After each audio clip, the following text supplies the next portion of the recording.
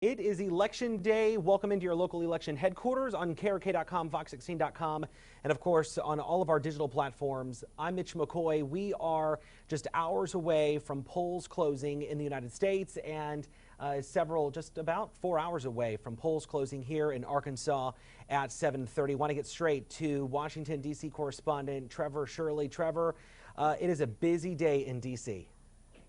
It is, yeah. I'm here in our bureau, just off of Capitol Hill. A lot of stuff going on today.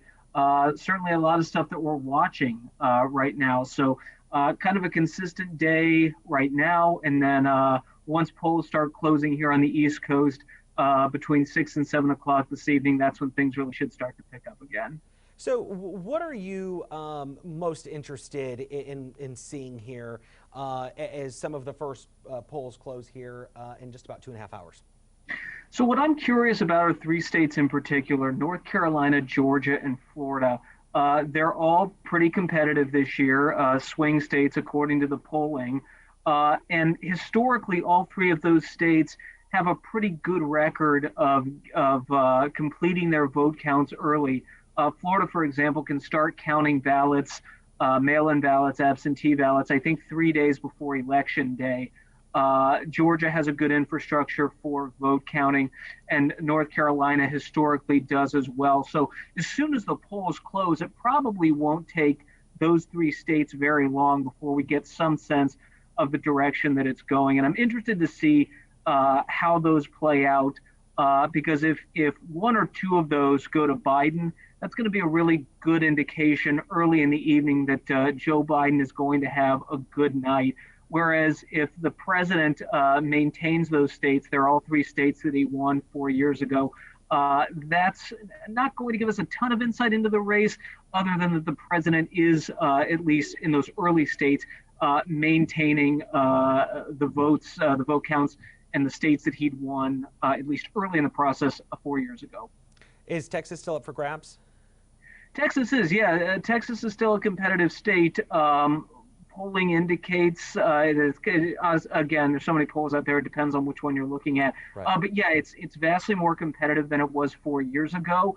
That'll also obviously be a huge deal if Biden were to flip that for the Democrats. But I'm looking at Texas as less likely to flip than I am looking at potentially Georgia or even Florida. Very interesting. And something I was watching, and again, you go back to what you said earlier, there's so many different polls, there's so many different, political analysts. It just depends on who you're listening to.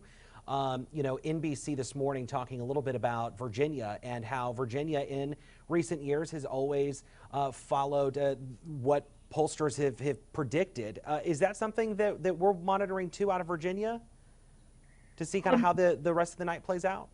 Yeah, potentially. I mean, I think that it's it can be short-sighted to try to tease out, read the tea leaves too much out of how individual states play out, unless it's a total outlier like a Georgia or a Florida were it to flip.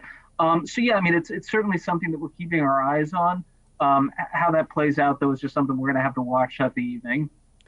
What about some of the controversy out of Texas with some of the early voting? We saw lawsuits being filed very early on.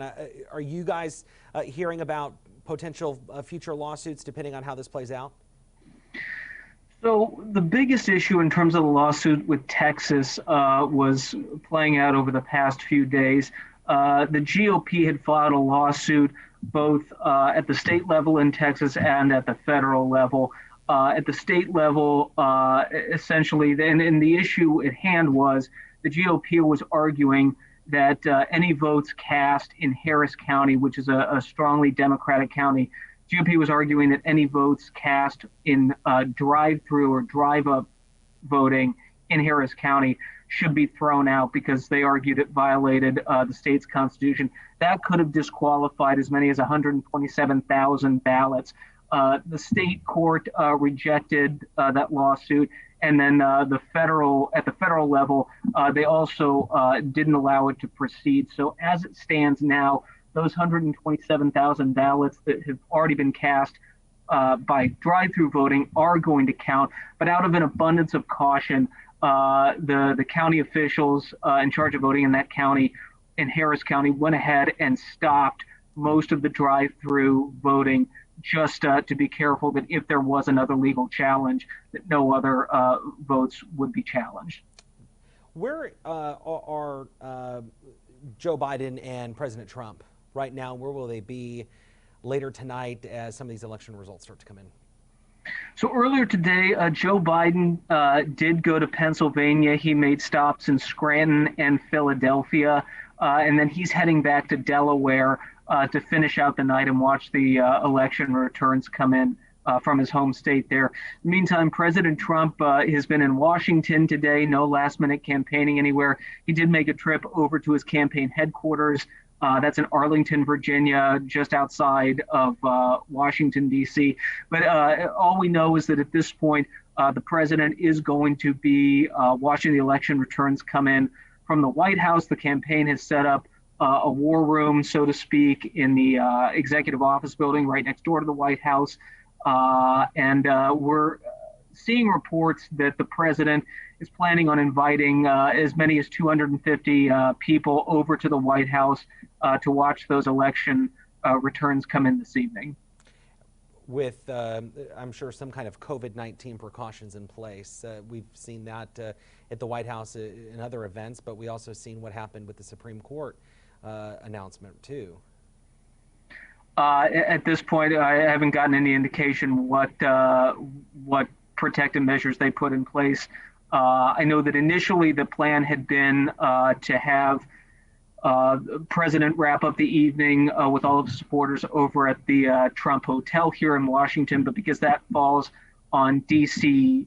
city property, he wouldn't have been able to have a large group like that, whereas the White House is on federal property and D.C. rules prohibiting the large gatherings. Those rules don't apply at the White House. So that's why they essentially opted to have this election night get-together party, whatever you want to call it, at the White House.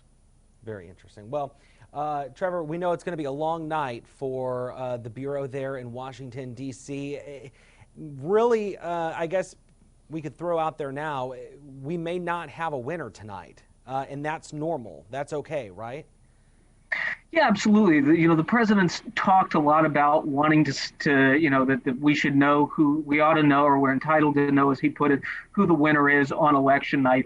And that hasn't always been the case. I mean, some years you've got elections that are runaways and it's clear who the winner is going to be. Other times it takes a little while.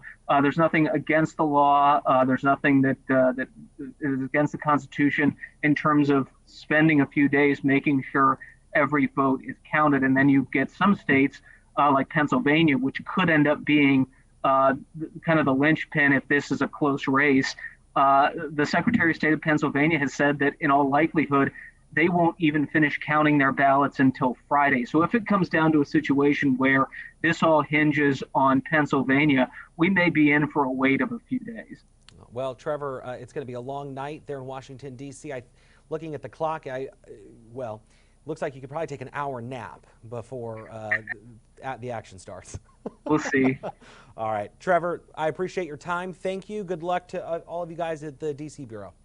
Thanks so much. Appreciate it. Thanks. Just a reminder, folks, polls close in Arkansas at 7:30 p.m. The website's krk.com, fox16.com. We have all the information packed there for you before you head to the polls. For now, I'm Mitch McCoy. Remember, we have live special election coverage beginning at 7 right here across all of our digital platforms.